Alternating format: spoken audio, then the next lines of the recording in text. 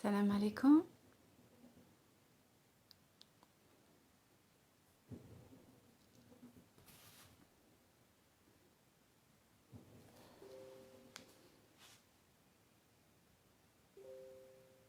Salam alaikum Karima.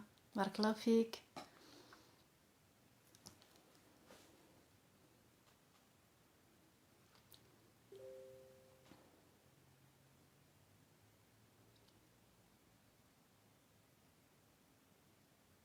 Salam alaikum.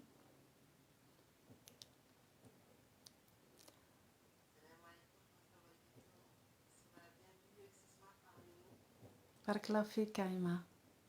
Alors, si vous me voyez tourner la tête, c'est parce que j'ai aussi un autre écran. Et c'est dans un groupe où il y a des sœurs, c'est sur Telegram. Donc, je vais peut-être, vous allez me voir tourner la tête. Voilà, c'est pour permettre à des sœurs qui n'ont pas Facebook de pouvoir profiter aussi de cet instant de rappel, Inch'Allah. Alaykoum salam.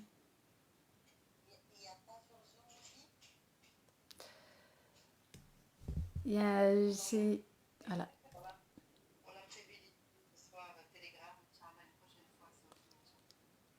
Salam alaikum.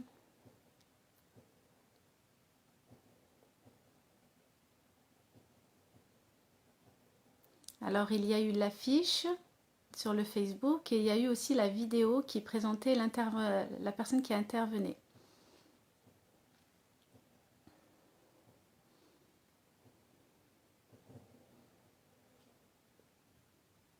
Salam alaikum. Donc, je vais attendre encore 1 minute et je vais démarrer, Inch'Allah.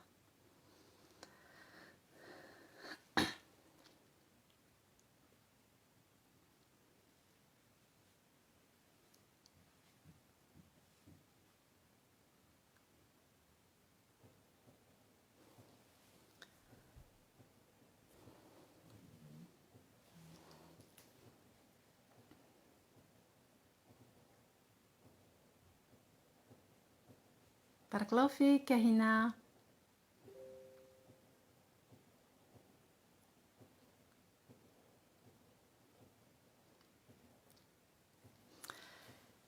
إن الحمد لله نحمده ونستعينه ونستغفره ونعوذ بالله من شرور أنفسنا ومن سيئات أعمالنا من يهده الله فهو المهتد ومن يضلل فلن تجد له وليا مرشدا وأشهد أن لا إله إلا الله وحده لا شريك له وأشهد أن محمد عبده ورسوله أما بعد السلام عليكم ورحمة الله تعالى وبركاته. Alors, le sujet du prophète alayhi salatu wassalam. Le sujet de notre intervention ce soir. Alors avant de commencer, j'aimerais que vous preniez conscience qu'Allah subhanahu wa ta'ala nous a favorisés pour nous rencontrer ce soir pour pouvoir faire son rappel. Et le prophète alayhi salatu wassalam, il nous a enseigné que lorsqu'il y a des rencontres où l'on parle d'Allah subhanahu wa ta'ala, on parle de notre dîn, eh bien il appelait ça des jardins du paradis. Donc quand on est dans des assises où on fait le rappel, ce sont des jardins du paradis. Une des parties du jardin du paradis. Donc quand on est dans ce genre de rencontre, les récompenses d'Allah subhanahu wa ta'ala ne cessent de descendre, alors que nos péchés ne cessent de monter à lui. Et sa miséricorde ne cesse de descendre. Et les anges nous accompagnent et nous enveloppent de la miséricorde d'Allah subhanahu wa ta'ala. Alors, remercions ces moments-là et remercions les personnes qui organisent ce genre de choses, parce qu'Allah subhanahu wa ta'ala, le prophète alayhi salatu wassalam, il nous enseigne que quand on ne remercie pas les gens, on ne remercie pas Allah subhanahu wa ta'ala. Donc, qu'Allah fasse miséricorde et qu'il accorde le bien ici-bas et dans l'au-delà à toutes les personnes qui organisent ce genre de rencontre. Alhamdulillah.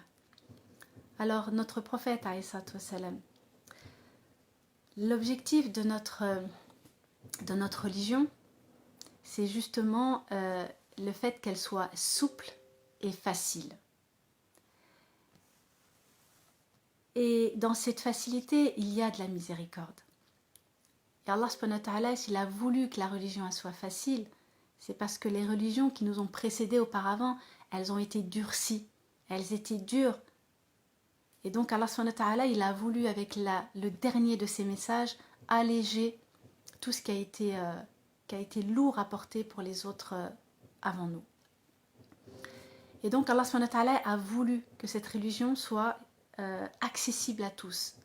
Accessible à tous dans le sens où elle doit toucher toutes les composantes de la société, que ce soit les riches, que ce soit les pauvres, que ce soit les malades, toutes les personnes, tous les êtres humains, quels qu'ils soient, quelle que soit leur histoire, leur culture, elle est là justement pour nous toucher, pour venir répondre à des besoins, à nos besoins et besoin de connaître Allah subhanahu wa ta'ala.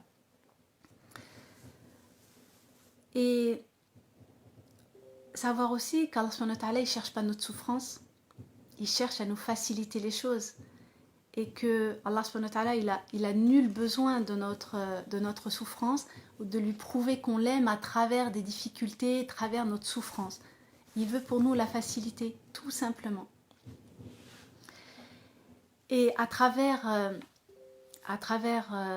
l'objectif de cette magnifique religion, Allah subhanahu wa ta'ala, il a choisi le meilleur des hommes. Il a choisi à travers tous les êtres humains cet homme qui allait être celui qui allait transmettre sa parole, qui allait mettre en application sa parole divine. Comme le Aïcha radiallahu anha nous a dit, un homme est venu poser la question sur le caractère du prophète alayhi salam. Et cet homme a dit, comment était le prophète alayhi salam? Et Aïcha radiallahu anha, elle a dit, le prophète alayhi salam était un Coran qui marche sur terre. Ça veut dire que tous les enseignements que l'on trouve dans le Coran étaient complètement imprégnés par les comportements du prophète alayhi salam. Et donc, le but de suivre le prophète alayhi salam, le but que Allah subhanahu wa ta'ala a choisi cet homme extraordinaire, c'est justement pour nous faire comprendre que cette religion, elle est réaliste et que c'est l'idéal pour notre vie au quotidien. C'est pour ça qu'il a choisi le prophète alayhi salam. Et si on veut matérialiser l'idéal de ce qu'Allah subhanahu wa ta'ala il veut, c'est justement qu'à travers l'exemple du prophète alayhi salam, c'est qu'il y a un modèle complet de rectitude et d'équilibre. Donc c'est ce modèle d'équilibre qu'Allah subhanahu wa ta'ala attend de nous à travers l'exemplarité du prophète. Et donc quand Allah subhanahu wa ta'ala il nous dit dans Surat Ali Imran, dit aux gens, si vous prétendez aimer Allah, alors suivez le prophète alayhi salam, et Dieu vous aimera et vous pardonnera vos péchés, et Dieu est certes pardonneur et très miséricordieux. Donc Allah subhanahu wa ta'ala, une des conditions pour l'aimer, c'est de suivre le prophète alayhi salam. Et donc on va le suivre à travers son exemple. Et de quelle manière? À travers la facilité qu'il a mis en place dans l'application de la parole d'Allah subhanahu wa ta'ala, et dont nous allons voir énormément d'exemples à travers sa vie. Alors,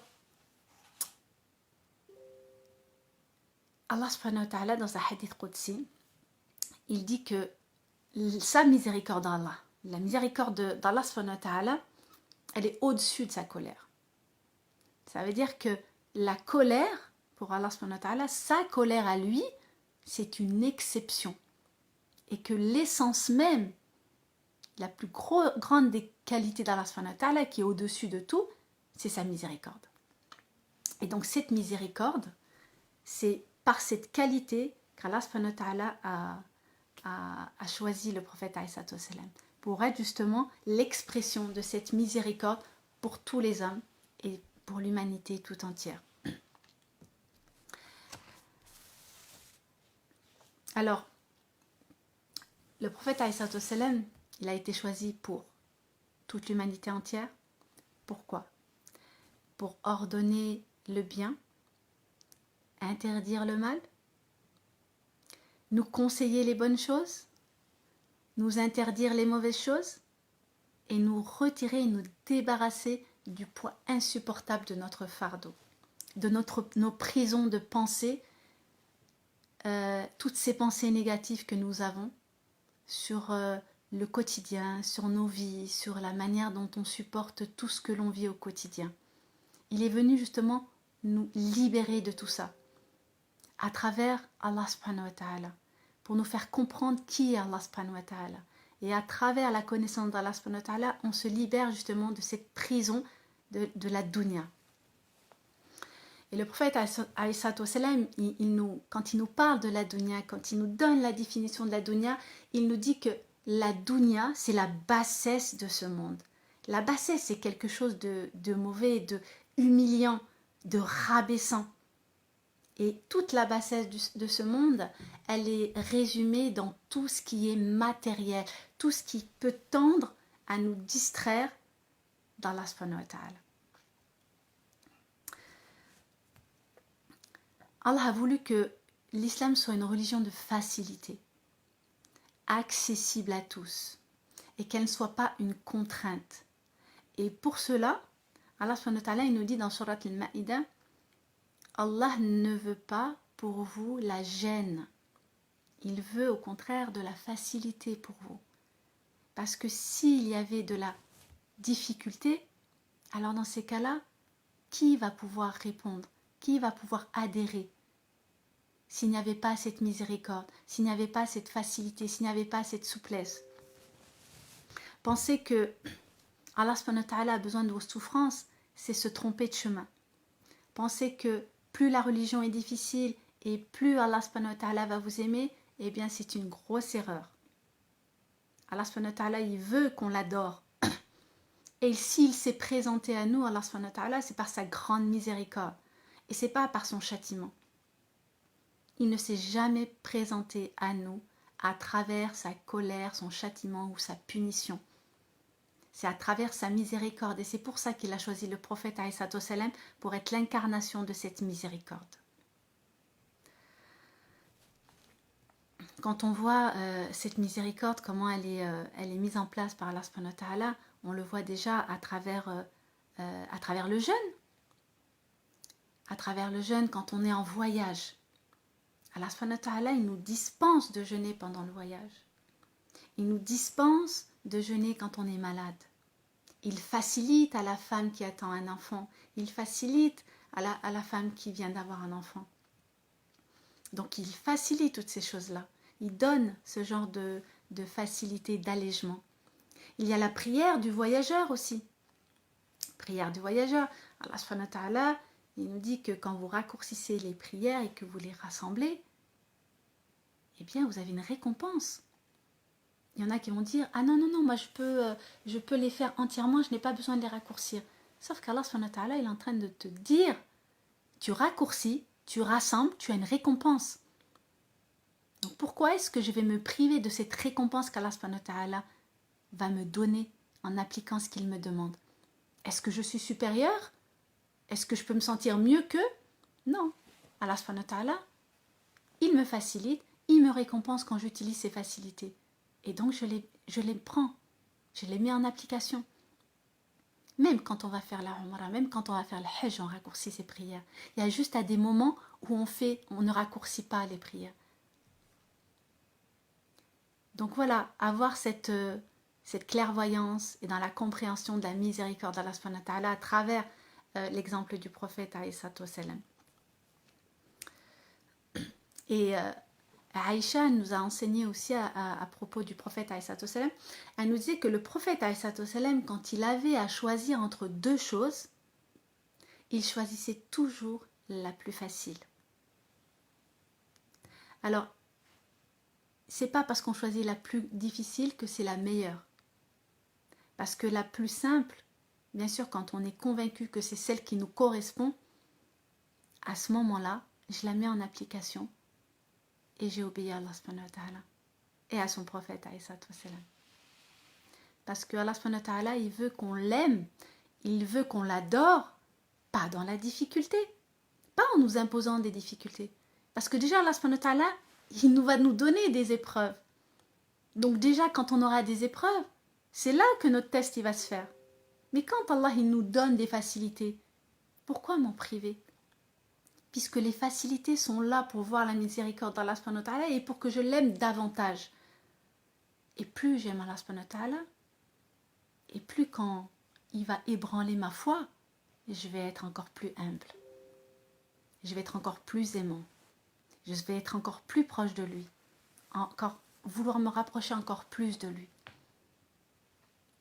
Le but, c'est ça. Et le prophète, il nous enseigne, hein, quand on rentre dans la religion avec la souplesse, on doit rentrer dans la religion avec la souplesse. Parce que si tu compliques la religion, à un moment donné, elle te brisera. Automatiquement, elle te brisera. Et tu retourneras de là d'où tu viens. Combien de personnes sont rentrées dans la religion avec la difficulté et plus c'est dur et mieux c'est pour eux, en pensant que c'est comme ça qu'on doit pratiquer. Et à quel moment dans leur vie, ils ont tout lâché. Le prophète alayhi salam, il nous enseigne dans sa grande miséricorde que pour aimer Allah subhanahu wa ta'ala, on doit faire des actions qui sont, donc il nous dit, hein, les actions les plus aimées d'Allah, c'est celles qui sont petites, mais qui durent dans le temps. Et ça n'est pas les actions que je vais faire en quantité qui à un moment donné vont me fatiguer ou quand une épreuve va me toucher et je vais tout abandonner. Parce que si vous vous accablez de faire des actions qui sont très lourdes pour vous et que vous n'arrivez pas à tenir sur le long terme, eh bien vous serez fait du tort à vous-même. Alors que quand vous y allez de manière douce, eh bien vous augmentez au fur et à mesure. C'est comme le prophète alayhi salam quand il reçoit la visite de Djibril alayhi salam pour lui enseigner la religion. Il va lui enseigner quoi? Il va lui parler de l'islam, que l'islam c'est les 5 piliers, donc c'est le socle important sur lequel on doit se baser. Et ensuite il va nous parler de l'iman. Et l'iman, il faut comprendre les piliers de la foi. Arkan al-Islam, les piliers de l'islam, ce sont des piliers qui sont apparents, qui se voient et que l'on fait, qu'on met en pratique. Donc ça, ils se voient et on les fait. On peut corriger, on le voit. Mais quand c'est Arkan al-Iman, les piliers de la foi, ça c'est autre chose parce que c'est quelque chose qui est intérieur, qui est interne. Et le prophète, alayhi salam, quand il parle de la foi, donc il va énumérer les 6 piliers de la foi. Et on voit bien hein, que les piliers de la foi, ils n'ont pas été choisis l'un derrière l'autre pour rien. La croyance en Allah subhanahu wa ta'ala, qui est le premier de tout, qui est la base de tout. Ensuite, on a la croyance aux anges, aux livres, aux prophètes, au jour dernier, au destin, bon ou mauvais. Et le destin bon ou mauvais, il se trouve à la fin. Et c'est pas pour rien qu'il se trouve à la fin. Parce que c'est l'un des piliers le plus difficile à comprendre et à intégrer. Donc rien n'est fait au hasard. Et ensuite, Djibril, il parle d'un autre élément. Un autre élément, l'élément de Al-Ihsan. Al-Ihsan, c'est d'être, si toi tu crois en Allah, mais tu ne le vois pas, mais sache que lui, il te voit malgré que tu ne le vois pas. Et ça, c'est agir dans notre quotidien à des moments donnés où je vais mener une action. Je dois garder à l'esprit que j'ai le regard d'Allah subhanahu wa ta'ala au-dessus de moi. Et tout ça, le prophète alayhi salam nous l'a enseigné. Quand il s'adressait aux personnes, il s'adressait toujours de manière à ce que la personne écoute. Donc il écoute la personne. Il écoute d'abord pour voir quel est son problème, quelle est sa question, vers quoi il veut aller, et ensuite il lui donne une réponse qui lui correspond à lui, de là où il en est dans son histoire, de là où il en est dans sa force. Le prophète, alayhi salam, il n'a forcé personne, il n'a obligé personne à quoi que ce soit. Au contraire, il a toujours voulu sauver les autres et les ramener vers Allah subhanahu wa ta'ala. Et tout ça, ça s'est vu à travers ses comportements. Et parmi ces comportements, on peut voir, une fois on a posé la question à Aïcha sur le comportement du prophète alayhi salam, hein, pour lui dire que le prophète alayhi salam, il était une personne du juste milieu, qui était à l'équilibre, qu'il pratiquait de manière modérée, intelligente, il faisait attention, parce qu'il était un modèle et que les autres calquaient à travers lui. Et donc, il y avait ces 3 hommes qui étaient venus poser cette question à Aïcha. Et donc, ces 3 hommes se sont dit, oui, mais lui, c'est un prophète. Lui, il est assuré, il est garanti d'être au paradis. Mais nous, on doit travailler plus pour essayer de gagner le paradis. Et donc là, ces 3 hommes se sont dit, eh ben, on va essayer de faire quelque chose de plus. Et donc, parmi ces 3 hommes, il y en a un qui décide de ne plus dormir et de faire Qiyam al-Layl toute la nuit. Un autre, il dit, je jeûnerai tous les jours. Et un autre a dit, je ne me marierai jamais. Et le prophète, alayhi salam, il entend ça. On vient le lui dire. Il va convoquer ces personnes-là. Il va leur dire, je suis celui qui connaît Allah mieux que vous. Je prie la nuit et je dors. Je jeûne et je romps le jeûne. Et je me marie. Et celui qui ne suit pas ce que je fais n'est pas des miens. Donc être à l'équilibre. Allah subhanahu wa ta'ala, il a dit, vous êtes la communauté du juste milieu. Nous sommes une religion de l'équilibre. Et le prophète, alayhi salam, il a toujours condamné les extrêmes. Les extrêmes sont un danger. Sont un danger pour le bien-être au quotidien. Sont un danger pour les autres. Donc, cette manière d'être du prophète alayhi salam était de faciliter, expliquer et de condamner ceux qui étaient justement dans cette dureté de pratique. Un jour, c'était à Médine, il y avait Mu'adh ibn Jabal qui était un compagnon qui était spécialiste du halal et du haram, et c'est lui qui présidait la prière du matin dans une des mosquées aux alentours de Médine. Et au Fajr, donc il y a un homme qui est arrivé pour faire sa prière. Et donc il y avait Mu'adh ibn Jabal qui prenait du temps dans sa salate. Il prenait du temps, il lisait, il avait choisi vraiment une sourate qui était longue. Et l'autre compagnon était pressé. Il fallait absolument qu'il aille arroser les palmiers, parce que si le jour se levait, eh bien c'était perdu d'avance. Et donc il a attendu, il a vu que c'était trop long. Il a arrêté la prière, il s'est mis de côté, il a fait sa salate et il est parti. Et les autres compagnons l'ont vu.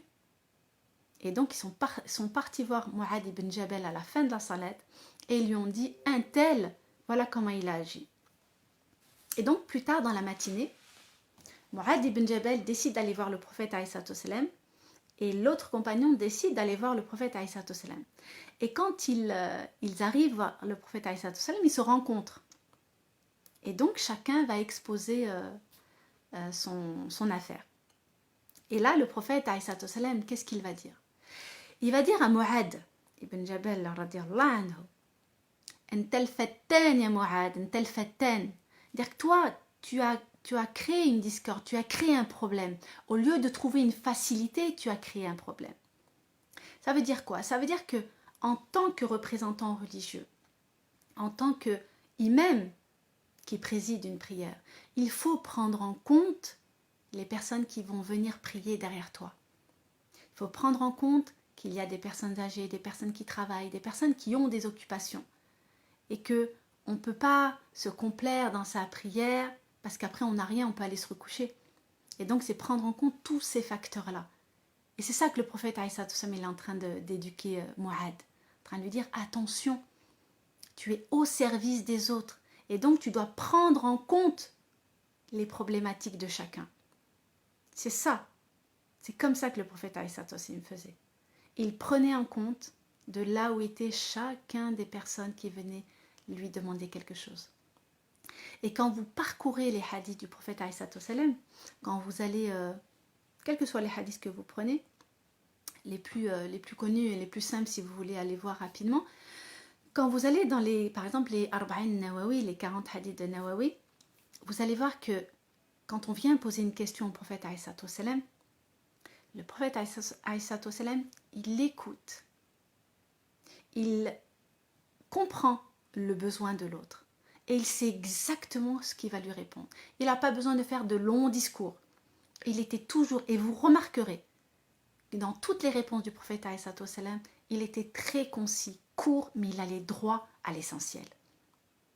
C'est comme l'homme qui était venu demander un conseil au prophète Aïssa. Ya Rasulallah, s'il y a un conseil que tu dois me donner, qu'est-ce que ce serait? Et le prophète Aïssa, il lui dit La taghdab, ne te mets pas en colère.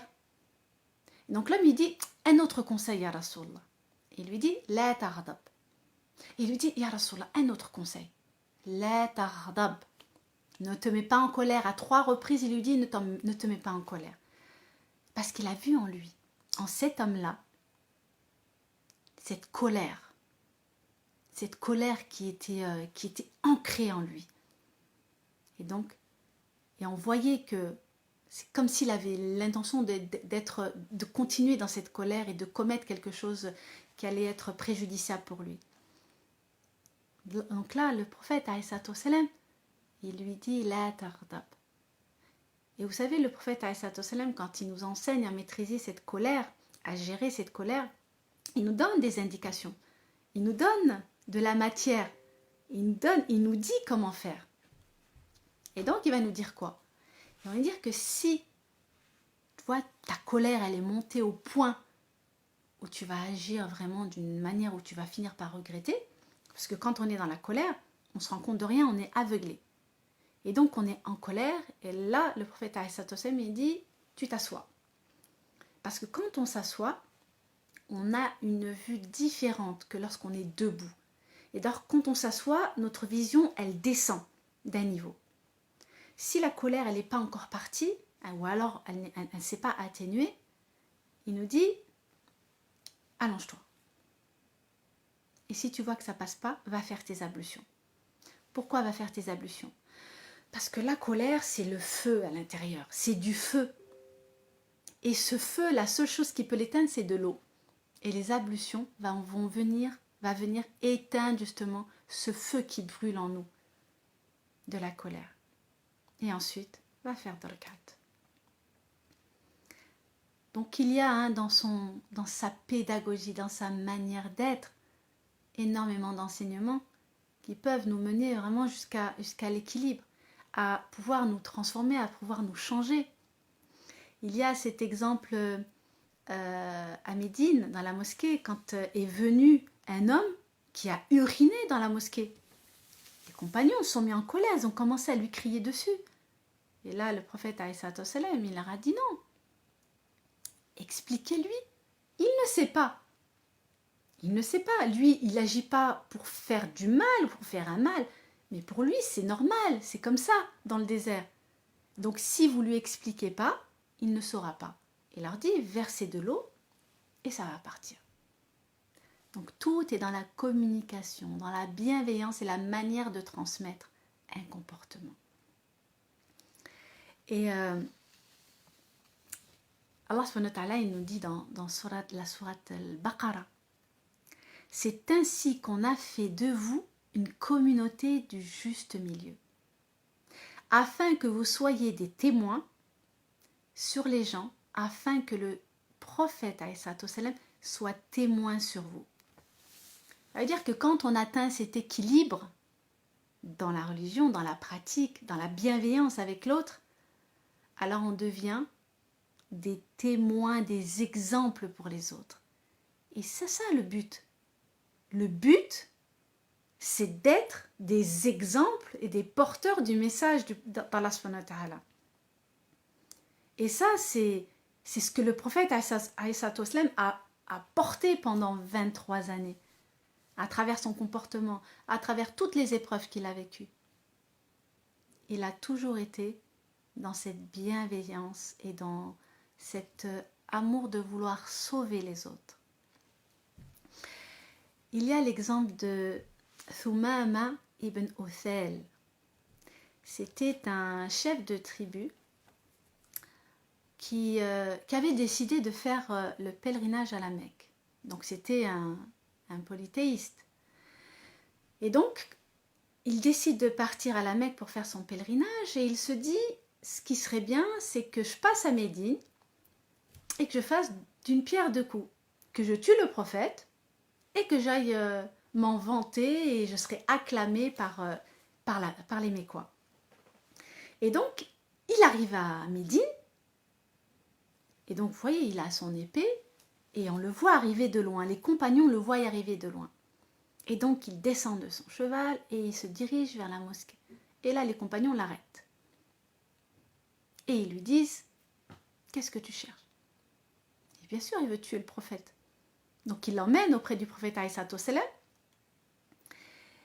Et là, il lui dit, qu'est-ce que tu veux, qu'est-ce que tu cherches? Il dit, je veux te tuer. Donc là, bien sûr, il y a Omar, vous le connaissez tous. Laisse-moi lui couper la tête. Donc lui, tu touches au prophète alayhi salam, c'est direct. Et là, le prophète alayhi salam, il leur dit, mettez-le de côté, à côté d'un poteau de la mosquée. Vous devez bien le traiter, vous devez le respecter, vous devez lui apporter à manger. Et donc, pendant les quelques jours qu'il a passés dans la mosquée, Thumama ibn Uthal, le prophète alayhi salam, après chaque prière, il va le voir et il discute avec lui. Et il discute et il s'en va. Et ainsi, après chaque prière. Au bout de 3 jours, voyant que Thumama était toujours dans cette disposition à vouloir lui faire du mal, il dit à ses compagnons, eh bien, libérez-le et laissez-le partir. Et donc, ils conduisent Thumama ibn Uthal jusqu'à la sortie de Médine. Et il part. Et quelques heures après, il revient. Et quand il revient, les compagnons le voient et lui disent, qu'est-ce que tu cherches? Il leur dit, non, je suis venu pour le prophète alayhi salam, pour me convertir. Là, les compagnons lui disent, mais pourquoi? Pourquoi tu ne l'as pas fait quand tu étais là? Et il a dit, je ne voulais pas que vous pensiez que je l'ai fait pour sauver ma peau. C'est-à-dire que tous les moments que le prophète a passé avec cet homme, il a discuté avec lui, avec bienveillance, pour lui expliquer les choses, la manière dont il a été traité, la manière dont les autres l'ont traité avec bienveillance, non humiliation, pas d'insulte, rien. Eh bien Allah subhanahu wa ta'ala a guidé son cœur. Et l'a guidé vers Allah. Et il a adhéré au message. Et tout ça, c'est le comportement qui a joué un rôle fondamental là-dessus. Est-ce que vous pensez que si le prophète avait agi de manière à mettez-le de côté, ne lui donnez pas à manger, vous pouvez l'insulter, vous pouvez faire ce que vous voulez, et est-ce que vous pensez que s'il avait été battu, il avait été privé de quoi que ce soit, il aurait adhéré? Bien sûr qu'il aurait été encore plus en colère et il aurait eu beaucoup plus de haine envers le prophète alayhi salam. Alors c'est pas la manière de fonctionner du prophète alayhi salam, mais c'est pas ce qu'Allah subhanahu wa ta'ala lui a enseigné au prophète alayhi salam. Et le prophète alayhi salam, il nous dit dans un hadith, Allah ne m'a envoyé ni pour contraindre, ni pour harceler, mais il m'a envoyé pour enseigner et faciliter. Alors, faciliter, ça veut dire que c'est la responsabilité de chacun des responsables, des personnes qui portent la foi, qui enseignent, qui sont des responsables religieux. Quand un problème leur est posé, c'est leur travail, de trouver une solution en fonction du contexte dans lequel ils vivent, en fonction des difficultés dans lesquelles ils sont, de trouver une solution pour leur faciliter la vie. C'est ça leur job. S'ils ne sont pas en capacité de faciliter la vie des musulmans, faciliter leur pratique, alors non, on n'est vraiment pas dans le chemin qu'Allah subhanahu wa ta'ala a voulu pour nous. Le prophète alayhi salatu wassalam, quand il a envoyé Mu'adh ibn Jabal avec Abu Moussa al-Ash'ari au Yémen, il leur a dit précisément que lorsqu'ils arrivent là-bas, de quelle manière est-ce qu'ils doivent transmettre le message? Il leur dit de faciliter la religion, de ne pas la rendre difficile.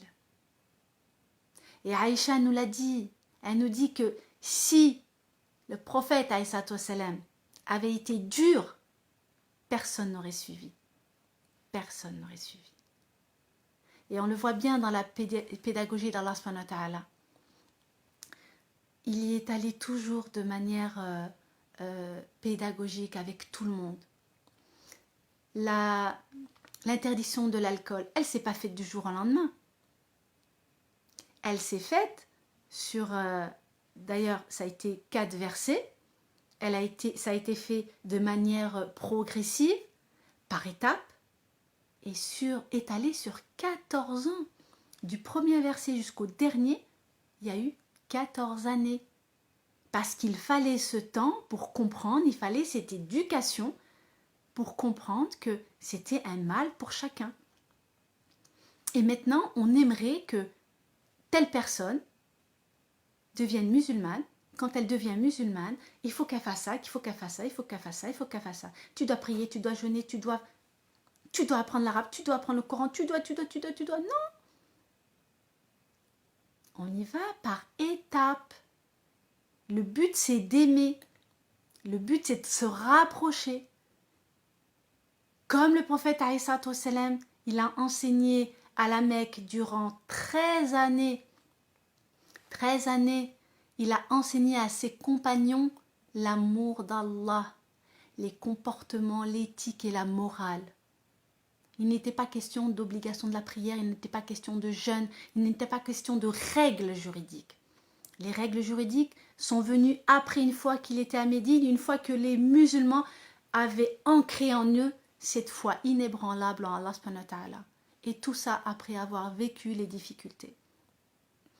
Quand une personne se présente pour entrer en islam, pour comprendre, pour voir, il faut y aller avec douceur, il faut y aller avec amour, il faut y aller avec miséricorde. Vous-même, vous n'êtes pas arrivé au niveau où vous en êtes maintenant, comme ça, du jour au lendemain. Vous avez appris, vous avez questionné, vous avez fait des démarches. Parce que le but de chacun d'entre nous, c'est quoi? C'est de se rapprocher d'Allah subhanahu wa ta'ala. C'est ça notre but ultime. C'est d'adorer Allah subhanahu wa ta'ala, mais de le connaître. On ne peut pas adorer qui on ne connaît pas. Et donc, je dois créer ce lien avec Allah subhanahu wa ta'ala. Mais si, dès le départ, on me dit, si tu fais pas ça, Allah va te punir, Allah va te faire ci, il va te châtier, il va te priver, si t'arrives des problèmes, c'est parce que tu as été désobéissante, tu n'as pas fait ci, tu n'as pas fait ça. Dans ces cas-là, je suis face à un Dieu qui passe son temps à me punir. Donc c'est grave de penser comme ça, parce qu'Allah subhanahu wa ta'ala, il ne s'est jamais présenté comme étant le punisseur, comme étant celui qui châtie. Il s'est toujours présenté à nous comme étant le miséricordieux des miséricordieux. Et ça, on le répète plus de 17 fois par jour. Rien que dans la prière. Rien que dans la prière. Allah subhanahu wa ta'ala, cette qualité suprême qu'il a de miséricorde. Quand il a créé la miséricorde, Il en a créé 100. Il en a distribué une à toutes ses créatures. Il en a gardé 99 auprès de lui. Alors imaginez cette miséricorde qu'il a distribuée à toutes ses créatures, c'est ce que ressent la mère vis-à-vis de son enfant. Une mère vis-à-vis de son enfant, elle ne voudra pas du mal. Elle essaie de le protéger, même s'il a été désobéissant, même s'il a été méchant. Alors imaginez Allah subhanahu wa ta'ala qui possède 99 miséricordes, imaginez l'ampleur de sa miséricorde. Et il nous dit, sa miséricorde embrasse toute chose. Allah, il est capable de te pardonner le pire des pires. Parce que sa miséricorde, elle dépasse toute chose. Elle est inimaginable. Alors nous, simples humains, qui ne sommes rien du tout, on se place au-dessus d'Allah pour dire, toi, ta destination, elle va être là, là, là. On va être là en essayant de châtier les gens, de punir les gens, de les mettre en enfer avant même qu'il y ait quoi que ce soit. Cette miséricorde qu'Allah subhanahu wa ta'ala a voulu qu'elle soit incarnée à travers le prophète alayhi salatu wassalam, c'est ce qui doit être, c'est ce qui doit nous habiter chacun d'entre nous. C'est une qualité qui doit nous habiter chacun d'entre nous. La miséricorde, c'est la première qualité qu'on doit avoir. Un jour, lors d'une bataille, il y avait Oussama ibn Zayd. Zayd ibn Haritha, c'était le fils adoptif du prophète alayhi salatu wassalam. Et ce fils adoptif a eu un enfant qui s'appelle Oussama ibn Zayd. Et lors d'une bataille, Oussama était confronté à un mécréant. Et au moment où il lève l'épée pour lui asséner le coup final, ce combattant, il fait Ashhadu an la ilaha illallah, ashhadu anna Muhammad rasulullah. Et là, Oussama, qu'est-ce qu'il fait? Il le tue. Et il est tout content parce qu'il va voir le prophète alayhi salatu wassalam, il lui dit, Ya Rasulallah, regarde, j'ai tué un tel. Au moment où j'allais le tuer, tu sais ce qu'il a fait? Eh bien, il a attesté de la croyance en Allah. Et je l'ai tué quand même. Parce que il l'a pas fait sincèrement. Et là, le prophète alayhi salatu wassalam, il lui a dit, il n'était pas d'accord avec ce geste. Il a dit, est-ce que tu as vu son cœur? Est-ce que nous connaissons le cœur des autres? On doit toujours laisser le bénéfice du doute. Pourquoi? Parce que les cœurs appartiennent à Allah subhanahu wa ta'ala. Et celui qui a le secret des cœurs, de lire les cœurs, c'est Allah subhanahu wa ta'ala. Personne d'autre. C'est pour ça qu'on souhaite toujours se présenter à Allah subhanahu wa ta'ala avec un cœur pur et saint. C'est ça qui va tout déterminer. Et on ne peut pas juger du cœur des gens. Toujours laisser le bénéfice du doute. Et n'oubliez jamais, aujourd'hui on est musulmans, dans 5-10 ans on ne sait pas. Donc restez toujours vigilants. Et ça c'est très important.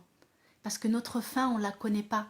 On ne sait pas quelles sont les épreuves qui vont nous ébranler dans nos vies pour savoir si on sera toujours là à l'équilibre. Donc toujours être vigilant. Se regarder soi-même avant d'aller essayer de juger les autres. Et là le prophète alayhi salatu wassalam, il nous l'a bien enseigné ça. De se regarder soi-même avant de juger les autres. Le prophète alayhi salatu wassalam, il nous enseigne aussi comment demander pardon à Allah subhanahu wa ta'ala. Donc il y a énormément de textes qui font référence au fait qu'il fait l'istighfar, qu'il le fait 70 fois, 100 fois. Et il y en a qui comprennent ça comme étant, je vais faire 70 fois, ou je vais le faire 100 fois, en nombre numérique. Sauf qu'à l'époque, les Arabes, quand quelque chose était important, ils lui donnaient cette quantité de 70-100. Ça veut dire qu'on ne s'arrête pas à ce nombre-là. C'est-à-dire que c'est quelque chose de... L'istighfar, c'est quelque chose de très important dans nos vies. Et donc, 70-100 fois, c'est rien. Ça veut dire que ça, c'est quelque chose qu'on doit dire et multiplier et dire constamment. On ne s'arrête pas au nombre numérique de 70-100. C'est beaucoup, beaucoup, beaucoup plus. Donc c'est pour ça que connaître aussi la culture des Arabes de l'époque, c'est important parce que ça nous fait comprendre aussi d'autres éléments de notre pratique. Il y a aussi cet homme. C'était pendant le Ramadan. Cet homme est venu au prophète alayhi salam et il lui dit Ya Rasulallah, Ya Rasulallah, j'ai péri. Il lui dit qu'est-ce qui s'est passé? Il lui dit j'ai eu un rapport avec mon épouse en pleine journée. Et là le prophète alayhi salam il lui dit est-ce que tu as pour affranchir un esclave? Il lui dit non. Il lui dit est-ce que tu peux jeûner 2 mois consécutifs? Il lui dit non. Et à ce moment-là, il y a un homme des Ansar qui ramène une sadaqa. Une sadaqa, c'est un panier de dattes. Et là, il lui dit, le prophète il lui dit, alors tu prends ce panier et tu le distribues aux pauvres. Et là, l'homme, il lui dit, Ya Rasulallah, dans tout Médine, il n'y a pas plus pauvre que moi. Et là, le prophète il sourit et il lui dit, prends ce panier et donne-le à ta famille. Pour vous montrer la miséricorde du prophète salam. Donc ça ne veut pas dire qu'on doit faire ce genre de choses et être exempté, mais c'est pour vous montrer qu'il n'a pas dramatisé, il n'a pas condamné, il a essayé de trouver des solutions. Et ça, c'est nous, ça doit être nous, d'essayer de trouver des solutions aux personnes qui viennent se confier et dire « Au secours, je suis dans une impasse, je ne comprends pas. » Vous savez, quand une personne, elle vient vous dire « Je suis en train de vivre une épreuve qui est difficile pour moi, je n'arrive pas à surmonter, je ne sais pas quoi faire. » Quelle va être votre réponse? Sabr, patiente. Allah, il impose à tout le monde des épreuves. Prie, fais dua. Mais la personne, quand elle vient et qu'elle est dans un état de détresse totale, vos paroles, elles servent à rien. Ça ne lui parle pas. Elle a besoin de quelque chose de concret. Quand une personne, elle vient et qu'elle est dans la détresse, elle a besoin d'un accompagnement. Elle n'a pas besoin qu'on lui balance des phrases qu'elle connaît déjà. Quand elle vient, c'est parce qu'elle a besoin d'autre chose. Et ce dont elle a besoin, c'est d'un accompagnement. D'une écoute, ne serait-ce que d'une écoute. Et n'oubliez jamais que quand on soulage une personne ici-bas, soulager, c'est pas lui donner de l'argent ou lui donner un bien matériel. Hein. Les gens, ils n'attendent pas que ça. C'est juste d'être considéré et écouté. De savoir que cette épreuve, elle ne la vit pas toute seule, cette personne. Et qu'elle est écoutée et non jugée. Rien que ça, Allah subhanahu wa ta'ala, il te dit, quand tu soulages une personne ici-bas, je te soulagerai quand tu me rencontreras. Quand on couvre les péchés d'une personne, Allah subhanahu wa ta'ala, il couvrira les tiens quand tu le rencontreras. Ne pas dévoiler les erreurs des autres. Tout ça fait partie de ce que nous a enseigné le prophète à travers sa parole. Et ça, c'est très important. Tout ce qui détermine notre rapport à Allah subhanahu wa ta'ala, c'est notre comportement vis-à-vis des gens, de notre entourage, des personnes que l'on côtoie au quotidien. Il ne suffit pas de prier, il ne suffit pas de jeûner.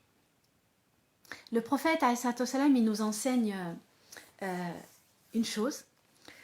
Il était avec ses compagnons. Et les compagnons étaient en train de parler d'une femme qui venait de décéder, de mourir. Ils étaient en train de dire, cette femme, mashallah, elle priait beaucoup, elle jeûnait beaucoup, elle faisait beaucoup de sadaqa. Et là, le prophète, il leur dit, allez voir ses voisins et posez-leur des questions à son sujet. Parce que cette femme, elle est destinée en enfer.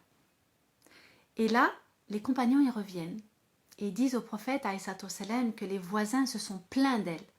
Parce que c'était une personne qui était mauvaise et méchante avec ses voisins. Et pourtant, elle priait, elle faisait des prières surérogatoires, elle jeûnait, elle faisait des jeûnes surérogatoires, elle faisait des sadaqas. Alors vous voyez bien que toutes ces pratiques extérieures cultuelles que l'on fait, elles n'ont pas eu cet impact vis-à-vis des gens, parce qu'elles n'ont pas transformé la personne. Et le prophète, il dit, la prière d'une personne dont le comportement ne change pas, c'est comme s'il n'avait pas prié. La prière, elle a pour fonction de nous transformer, de nous changer intérieurement pour que notre comportement change vis-à-vis des autres. Et il y avait cette femme dont le prophète a dit, cette femme elle ira au paradis. Et il demande à ses compagnons d'aller poser la question sur le comportement de cette femme à ses voisins. Et les compagnons, quand ils sont revenus, ils ont dit à Rasulallah, cette femme était aimée de ses voisins. C'était une femme qui était bonne et généreuse avec eux. Elle était très gentille, elle était à l'écoute. Et cette femme, dans sa pratique, c'était quoi? Elle priait les 5 prières par jour, pas plus. Elle jeûnait le mois du Ramadan, pas plus. Vous voyez, ce n'est pas la quantité qui fait la qualité. À partir du moment où les prières obligatoires sont faites de manière à ce qu'elles rayonnent autour de soi, elles illuminent par notre comportement, alors là on a tout gagné. Là c'est bon. Et n'oubliez jamais aussi, croyez pas que votre prière, votre jeûne, vos sadaqas, vos dons, toutes ces choses-là matérielles vont vous faire entrer au paradis. Le prophète alayhi salam, il était avec ses compagnons et il leur dit, personne n'entrera au paradis par ses actions, personne. Et là les compagnons l'ont dit, même pas toi ya Rasulallah. Et il dit, même pas moi. On entrera au paradis grâce à la miséricorde d'Allah subhanahu wa ta'ala. Ça veut dire que nos actions, même si on jeûnait, on priait toute l'année, on faisait don de toute notre fortune, ça ne suffirait pas pour être à l'équilibre des bienfaits d'Allah subhanahu wa ta'ala, parce qu'on ne reconnaît pas assez les bienfaits d'Allah subhanahu wa ta'ala, parce que ces bienfaits ne cessent de se déverser sur nous. Et on a l'impression que c'est quelque chose d'acquis. Et on n'est plus dans la reconnaissance des bienfaits d'Allah subhanahu wa ta'ala. Et il y a un passage dans le Coran où Allah subhanahu wa ta'ala dit, entrez au paradis grâce à vos actions. Donc on pourrait dire, en fin de compte, c'est par nos actions. Non, c'est parce que nos actions, Allah subhanahu wa ta'ala les a alourdies pour avoir le poids nécessaire pour pouvoir entrer au paradis. Donc nos actions ne suffiraient pas pour être à la hauteur de la grande miséricorde d'Allah subhanahu wa ta'ala, de son grand don. Et ça, c'est important de le comprendre. Et une dernière chose avant que je m'arrête, c'est que n'oubliez pas, une semaine avant la mort du prophète alayhi salam, le prophète alayhi salam a demandé à ses compagnons de l'accompagner visiter les martyrs de Uhud. Et sur le chemin du retour, il dit à ses compagnons, qu'est-ce que j'aimerais être avec mes frères et mes sœurs. Et là, les compagnons étaient étonnés. Ils ont dit, Ya Rasulallah, nous sommes là. Et là, le prophète, il leur dit, vous êtes mes compagnons.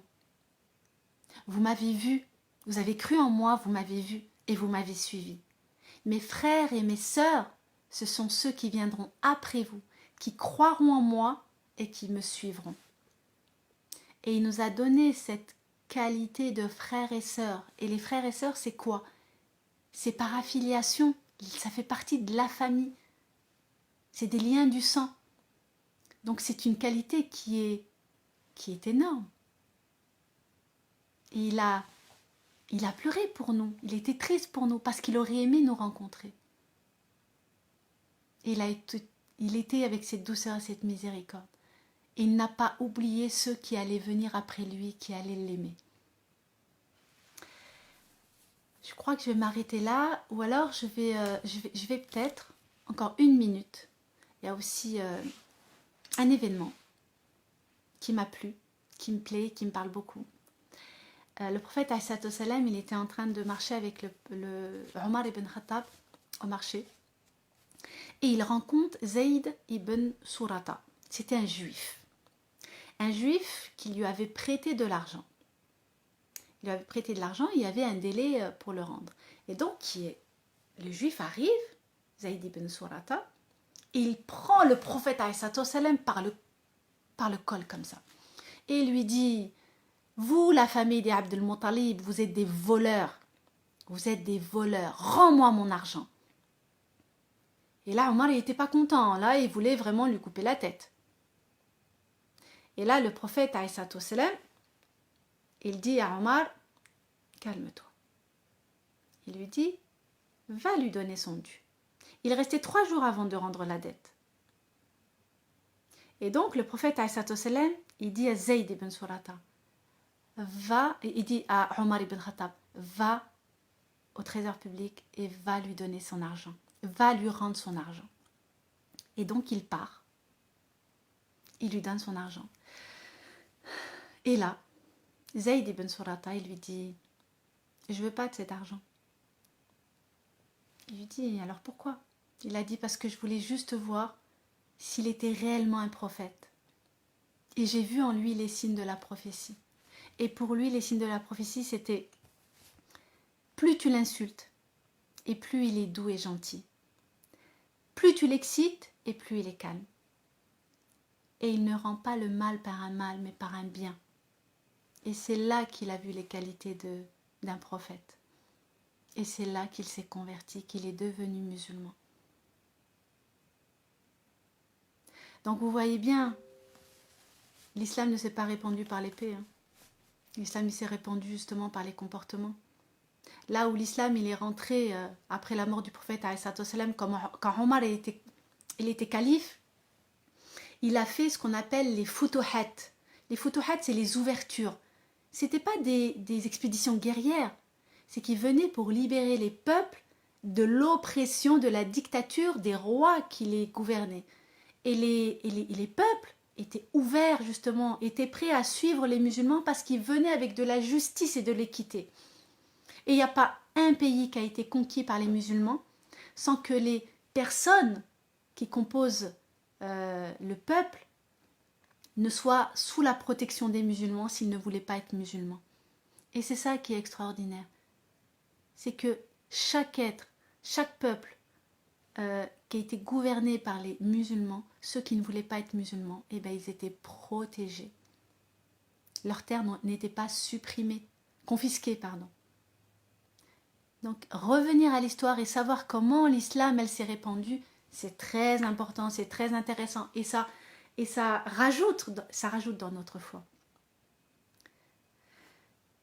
Qu'Allah vous accorde le meilleur et qu'il vous facilite et surtout allez renseignez-vous, allez lire la sira du prophète parce qu'il y a tellement d'enseignements à l'intérieur que vous pouvez que vous enrichir. Peut-être je rajouterai quelque chose qui m'a toujours plu, qui m'a toujours ému quand je passe sur ce passage de sa vie.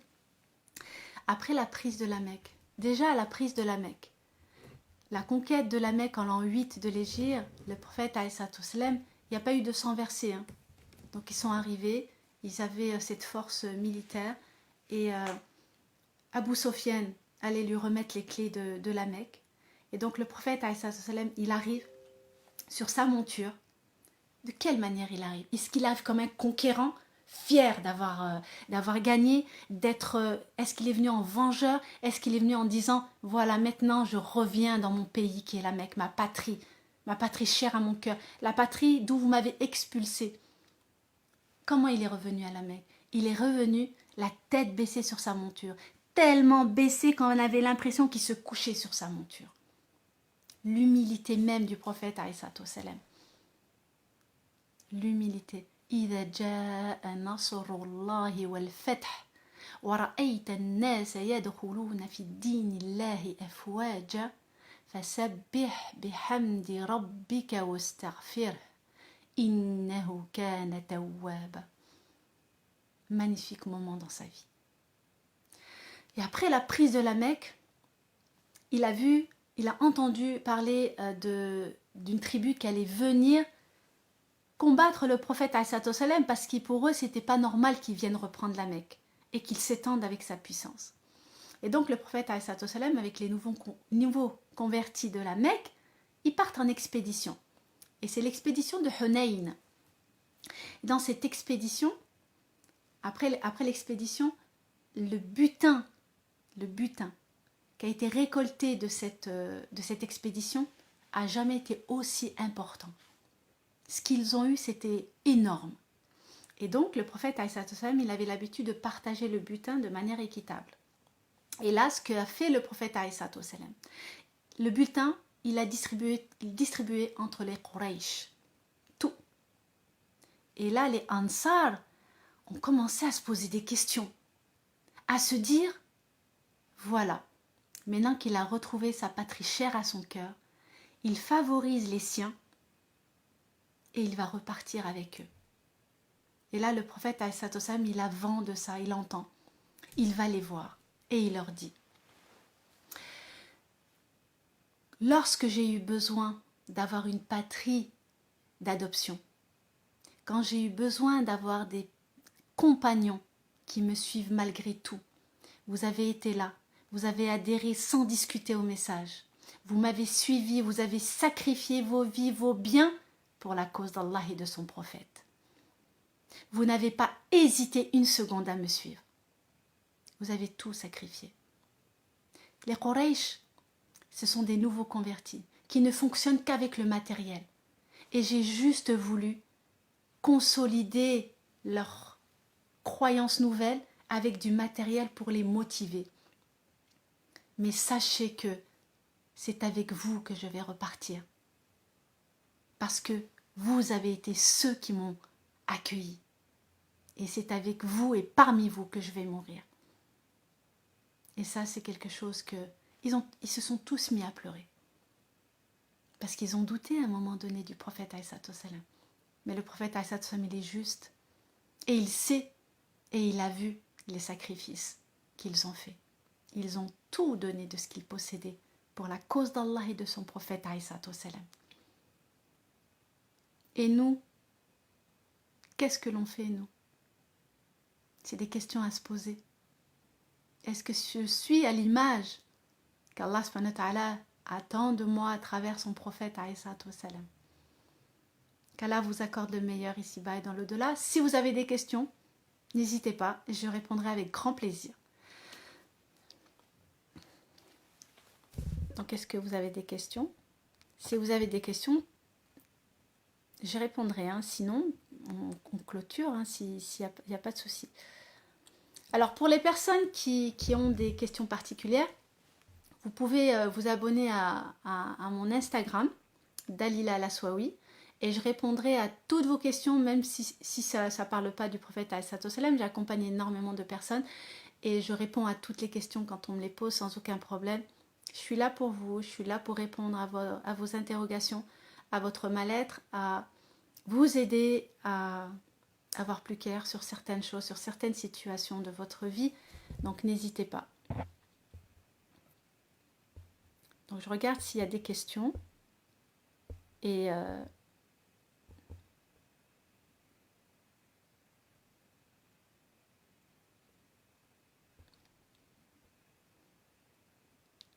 Barakallahu fik Medziani Bakachou. Barakallahu fik pour ton partage.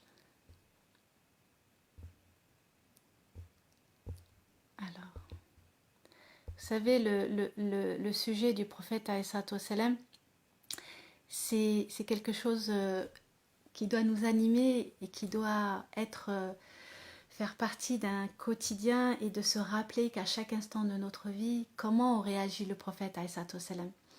Alors il y a un livre, oui, il y a effectivement un livre qui est magnifique, qui est très bien écrit. Et en plus il y a des cartes dessus. Comme ça vous arrivez à visualiser l'environnement où se trouvent géographiquement les endroits.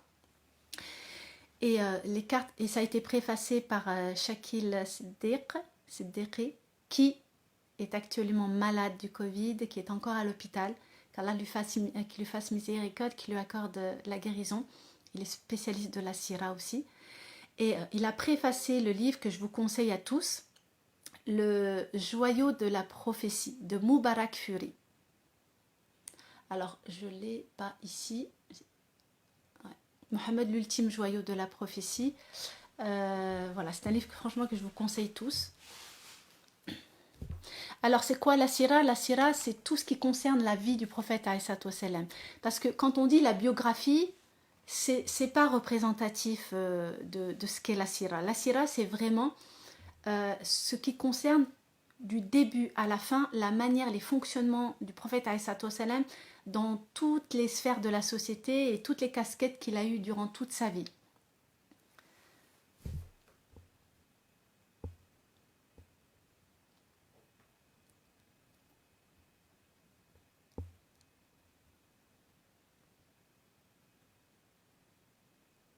Alors, Adam Nour, tu peux poser ta question, bien sûr, il n'y a aucun problème. Alors, je vais descendre plus bas pour la trouver. Alors, comme je vous ai dit, le livre de Sira que je vous conseille, c'est Mohammed, l'ultime joyau de la prophétie, de Mubarak Fury.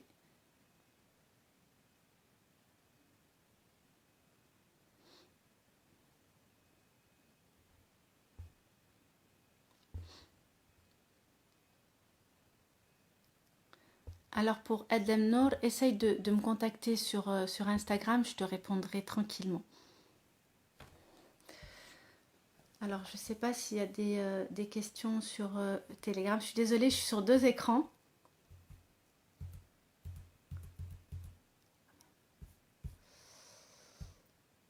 Je crois qu'il n'y a pas de questions. Il n'y a pas de questions parce que moi je ne les vois pas vraiment. Je les vois pas vraiment. Alors la biographie, c'est Mohammed, l'ultime joyau de la prophétie de Mubarak Fury. Alors si vous me permettez, je vous le montre tout de suite. Si vous le permettez, comme ça, vous voyez un peu à quoi il ressemble. Voilà.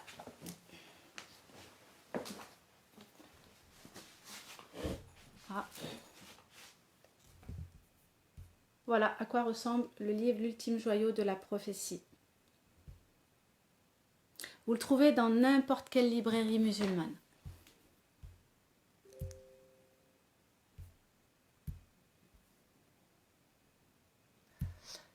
Voilà. Donc si vous n'avez pas... Voilà, le contact avait été coupé avec Telegram. Donc je leur ai montré le livre. Voilà, c'est celui-là.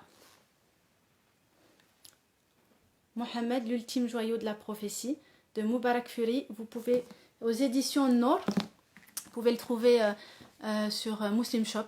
Il n'y a aucun problème. Voilà, vous avez eu un bug. D'accord. Alors, si vous n'avez pas d'autres questions, Al-Bayina aussi, oui, vous pouvez le trouver, il n'y a aucun problème. C'est très bien, mashallah. Voilà, Mubarak Fury. Voilà, donc il y en a qui ont mis le lien, donc n'hésitez surtout pas. Alors, vous avez l'impression que c'est un très gros livre, mais franchement, vous allez prendre énormément de plaisir, vous allez comprendre énormément de choses parce que vous allez voir à quel moment, sur certains... Bien sûr, il y a d'autres livres hein, où il y a plus de volume, mais celui-là, il est largement suffisant pour vous, en tout cas au début. Et vous allez comprendre certains hadiths d'où d'où il y a eu la cause de certains événements circonstanciels. Et vous allez voir, c'est que du bonheur, que du bonheur. Alors mon Instagram, c'est Dalila Laswawi, c'est mon nom. C'est simple, donc... Toutes les qualités du prophète, ce sont toutes les qualités qu'un être humain il doit avoir.